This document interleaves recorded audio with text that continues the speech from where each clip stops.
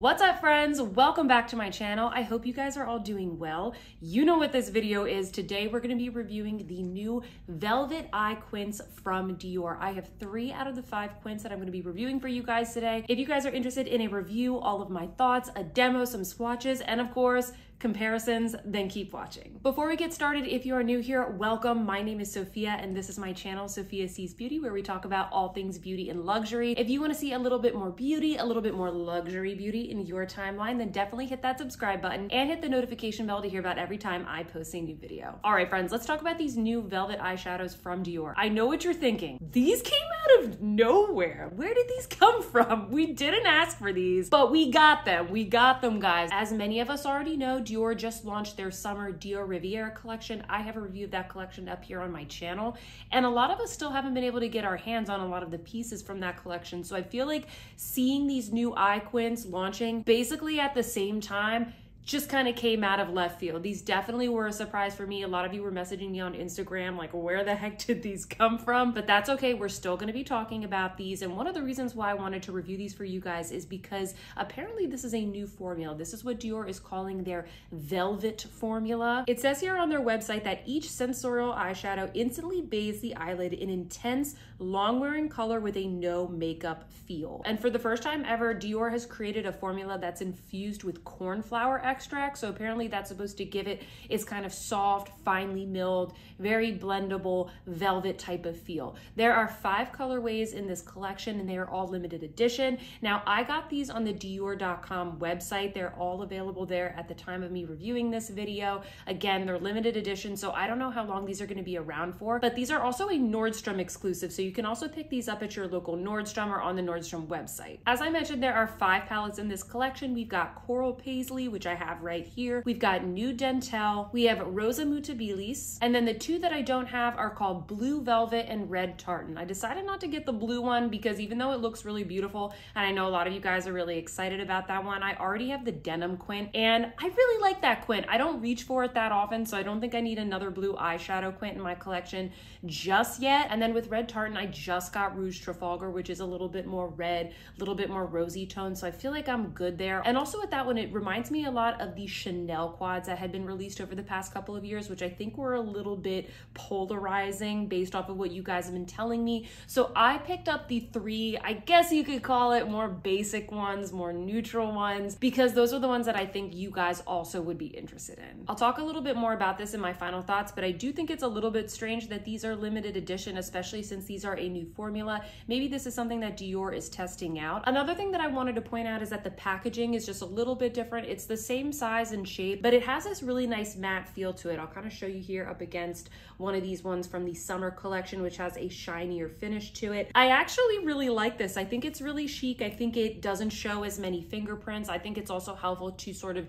distinguish in maybe your makeup drawer or your vanity which ones are which. So I just wanted to point that out as well. I'm going to go through each of these quints one by one. I'm going to show you guys swatches, a demo, and comparisons. Starting off with Coral Paisley. On the Dior website, this is described as having shades of gold, coral, and white. You'll see here that while these are described as velvet eyeshadows, it doesn't mean that all of the shades in the palette are going to be matte. We still have some shimmers here, particularly the top 2 shades in this eyeshadow palette. You can tell from the swatches that the mattes that are in this palette, they definitely are more matte. They're not as satiny as what we would see from other formulas from Dior. Before I show you the demo, I want to show you 2 comparisons here. The first one is with Coral Paisley versus the Organza quint. This was the quint that launched as a part of their spring collection a little bit earlier in the year. It's also limited edition, but I still see it popping up on the Dior website, so I want to show it to you guys because this was a very, very popular quint. I think there's some similarities here, but overall, these aren't really the same color scheme at all. I would say from the swatches, Organza is definitely just more peachy and muted and a little bit more gold. It also has more soft shimmer to it. Again, this is the original formula that we get from Dior, whereas the Coral Paisley one is definitely a little bit more poppy. To me, it is a little bit more summer summery as well. It definitely is a coral look. You're getting that bright coral matte, so I feel like you're getting a little extra punch of color, whereas with the Organza, it's overall just a little bit more of a softer feel. And luckily, right before I filmed this review, the mail came, and with it was the new Dior Riviera Quint. This is the one that I didn't have. This is called Bayadere, and this is the one that's a little bit more warm tone leaning. So I definitely wanted to compare it against Coral Paisley. I would say out of all of the Quints in my Dior collection, I think this one, Bayadere, is probably the most similar to Coral Paisley. They're definitely not the same, but they share a lot of similar tones. You do not need both of these. If you're kind of choosing between these, I would say that the one from the summer collection, it just has a lot more shimmer. It's a lot more of a satiny formula. It's a little bit more warm toned, a little bit more just kind of gold and copper. If you really want that sort of bronze goddess look, I would go with this one from the Dior Riviera collection.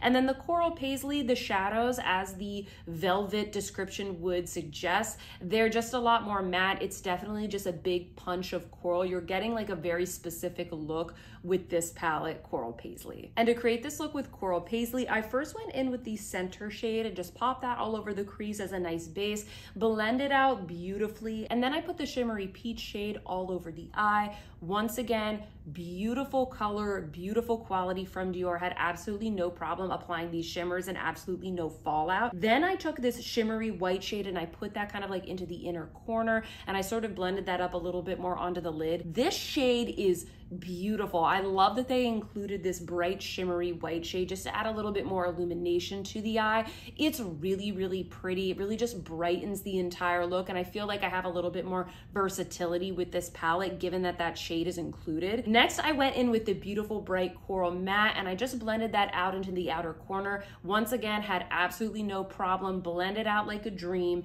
And then finally, I added a little bit of depth with this rich, warm chocolate shade in the bottom corner, and it really just did a nice job of adding some depth and deepening up the look. Finally, I added some mascara, and this is the look that I got with Coral Paisley. Really, really love that. If you're somebody that likes kind of those warm, peachy, summery coral tones, I think this is going to be a really nice palette for you. Next up, we have Nude Dentelle, and this is described as having natural beige tones. And you can see right here and in the swatches, once again, you're getting 2 shimmer shades and then 3 smooth mattes. I think this is fairly neutral to probably warm leaning, and honestly, I think that this is such a good, super basic palette for anybody that just wants really nice neutrals from Dior. They do have other neutral palettes in their collection, but I think that these tones are just so perfect and are going to suit a lot of different skin tones. When comparing this against Coral Paisley, I do think that both of these are fairly warm tone,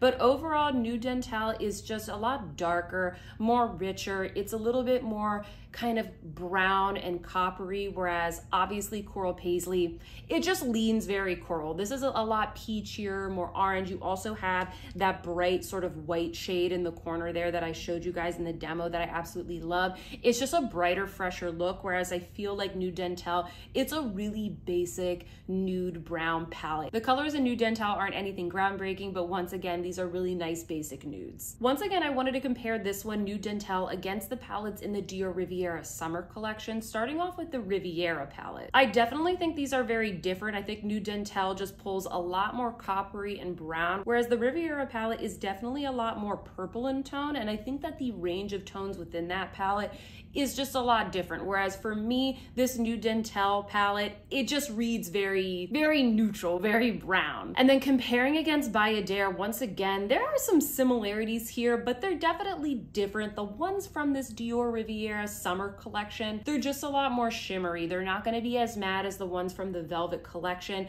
They're a little more shimmery. They're a little bit more like coppery and gold. I'm gonna show you guys an overhead comparison of Nude Dentelle, Bayadere, and Coral Paisley, so you guys can sort of see the differences between all 3 of those palettes.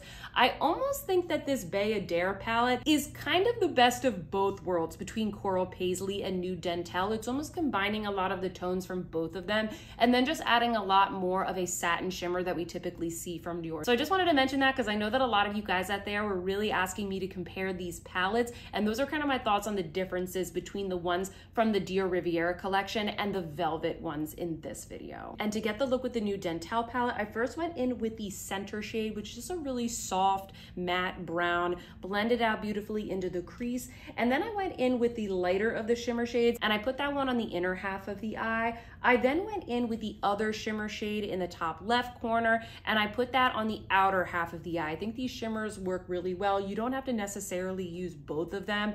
They both blend out like a dream. I then went in with the warmer toned brown, and I just started blending that out into the outer half of my eye. I also popped some of the lighter shades on my lower lash line to sort of match to what I did at the top. And then, as is tradition, I went in with the darkest color, which is this beautiful chocolate brown, and I just kind of stamped that into the crease and blended it out. Finally, I put on some mascara, and this is the look with Nude Dentelle. Once again, beautiful neutral colors. If you're somebody that really likes just browns and sort of that rich chocolatey tone, then I think you're gonna really like this. And I did one on each eye purposely just to kind of show you the differences between Coral Paisley and Nude Dentelle. When I was shopping on the Dior website, I was really dithering on about which one I should get, and I ended up getting both because I really wanted to compare them, and these are tones that I really enjoy. So I just want to show you guys what the difference looks like, not only swatched on the hand, but also applied to the eyes. And finally, I have for you guys here Rosa Mutabilis. I keep calling it Mutabilis, like it's a Greek last name or something like that, like Mutabilis, but no, it's Mutabilis. I just looked it up online. Mutabilis. Apparently it's some kind of flower. Gorgeous. And this is described as having subtle, fresh, and pastel pinks.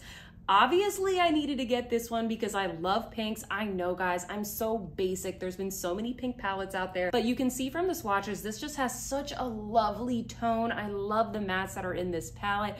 They're so fresh, so soft, and I want to compare these against some of the other pink palettes that I have from Dior because I do have quite a few. First up, I want to compare Rosa Mutabilis with the Popeline Quint that released alongside Organza in the beginning of the year as a part of their spring collection. A lot of you guys really love this palette, so I wanted to make sure that I compared it. And once again, Popeline, it really has what I like to call that cherry blossom kind of tone. It's really fresh, really light. It's a little bit more of like a flower, verging on Barbie pink, and these shadows are just a lot more shimmery than the ones in Rosa Mutabilis, which once again, these are the velvet shadows, so you are gonna get a lot more of like a matte effect out of half of the shadows that are in this palette. You're still getting some beautiful shimmers here at the top, but it's just gonna be a little bit more of a different tone. Next up, I wanna show you a comparison of this against Pink Corolle. You'll definitely see the differences between these two palettes. Pink Corolle is definitely more poppy, it's more purpley, it's overall just a much brighter palette, and of course it's more shimmery as well. And lastly, we're comparing Rosa Mutabilis against Rouge Trafalgar. Rouge Trafalgar is definitely, there's some similarities here because of course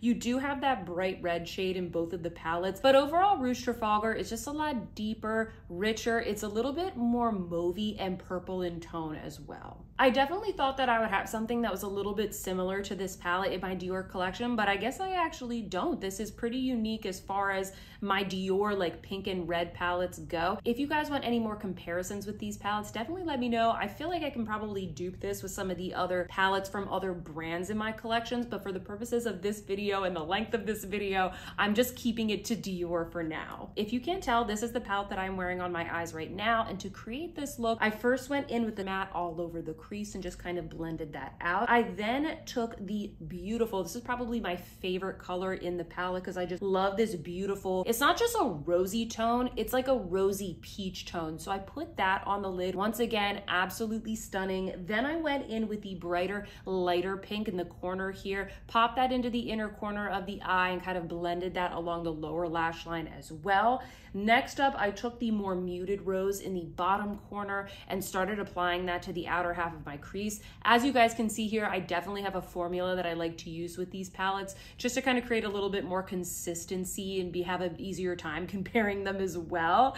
And then finally, I went in with that bright red and I just stamped that into the outer corner to create just a little bit more depth. Then of course, finally, I applied some mascara, and then this is the final look. Definitely very rosy. I think that you can absolutely use just the lighter tones if you wanted to create a little bit more of a day look. I think that goes for all of the palettes here in this collection. Typically the top 3 shades are going to be lighter. That could be your day look. And then if you wanted to maybe brighten it up or smoke it out, add a little bit more depth, that's when you can go in with these 2 mattes on the bottom. I would also say that with each of these palettes, specifically the Rosa and the Nude Dentelle, I think that these center shades here, especially because they are a little bit more on the lighter side, they don't swatch super well. They definitely feel a little bit chalky when you swatch them, but when you apply them to the eye, they definitely blend out really well. When I first started using these, I started thinking, I don't know how this is gonna go. I feel like these might be kind of like a wasteful shade because they're a matte with just a little bit of hint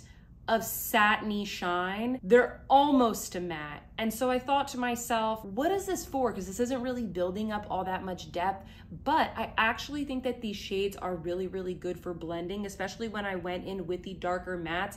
I took those center shades and I really used that to kind of just diffuse everything over the eye. So I just wanted to point that out. I also think that those shades really make for a really nice, bright matte inner corner. If you've never used mattes in your inner corner and you usually use more of like a shimmer shade, try using one of those lighter shades because it really illuminates the eye, or you can put those down first and put a shimmer over top just to get an even brighter effect. Okay friends, let me sum up my final thoughts about these palettes. First off, I think that these palettes are really good quality. I definitely feel like they match up to the quality of regular Dior palettes. That being said, let's talk a little bit more about this formula and what makes it unique, if it's worth it.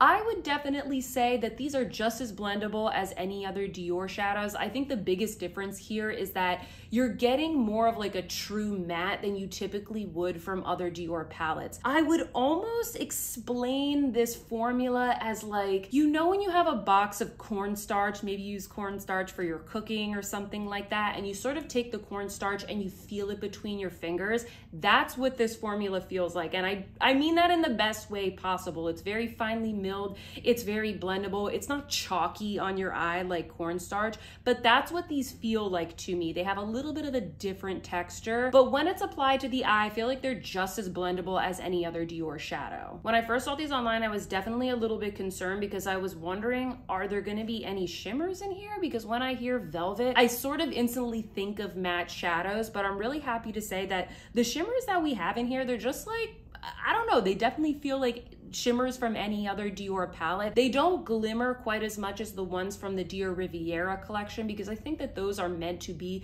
a little bit more on the shimmery side and you're just getting more of them in the palette. You're really not getting these matte shades. So I was really happy to see that we still have a mix of mattes and shimmers in the palette. And honestly, I really appreciate that because I think there probably are some people that would appreciate more of a true matte in the crease, maybe folks that want to build up just a little bit more depth. And that's what I think that these are good for. If you're somebody that maybe you've tried Dior shadows before and you don't always really like putting a satin shade in the crease, you might actually really enjoy these. So I definitely appreciate that. I definitely was one of those people maybe like a year or two ago where I just couldn't envision myself putting one of the traditional Dior or maybe Tom Ford kind of satin shades into my crease, but I've adapted since then. You guys have converted me. I fully appreciate the Dior formula, but I just want to put that out there sort of as comparison and who do I think these are for. I touched upon this a little bit at the beginning of the video, but I think that it's kind of strange that these are limited edition. I don't understand why they would be limited edition because I think that these are really good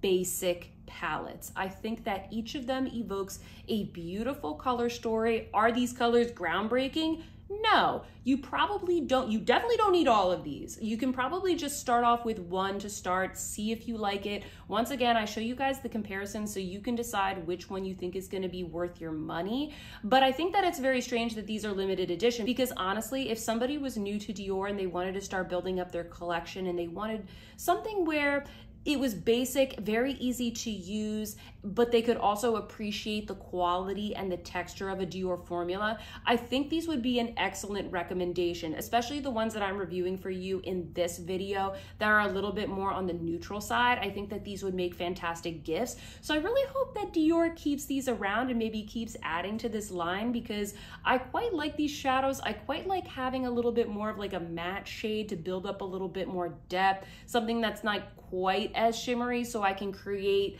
just kind of a different kind of look. I think that that is a little strange that they are limited edition. If you were to ask me which one I like the best, that would be a really hard question to answer, because I actually really like all of these. Once again, I don't think any of these colorways are that groundbreaking, but I do really enjoy them, and I really do see myself getting a lot of use out of these and reaching for them because they are such like basic gal palettes. I think each of them does a really perfect job of just invoking that specific color, of invoking coral, nude, rose, and I would imagine blue and red from the other palettes that I didn't review in this collection. If you're trying to decide between the ones from this collection and the ones from the Riviera collection, if I had to choose, I honestly would choose the ones from the Riviera collection, just because I really like these summertime vibes. I really like this shimmer and shine that I get from the ones from the summer collection. I think also that the color stories in this collection are just a little bit more unique, whereas the ones that are in this Velvet collection, I think that you probably already have these in your collection. So maybe pick up one from each collection if you want to try each of them out. I also think that these make really good companion palettes with the ones from the summer collection. So yeah, guys, that's all I have to say about that. Excellent quality, love these palettes, not mad about any of them, very confused about why they're all limited edition, and just wanted to show you guys as many comparisons as I could show you today so that you can decide if you need these. These are not crazy color schemes. This is not a crazy formula. You probably already have these in your collection, but once again, they are beautiful. So I definitely do recommend, especially if you are a Dior lover, a Dior collector, or you want to pick up something from Dior and you haven't really tried their eyeshadows yet. But enough about what I think. What do you guys think? Sound off in the comments down below and let me know if you picked any of these up. I know a lot of you already picked up some of them, so I want to know which ones have you tried?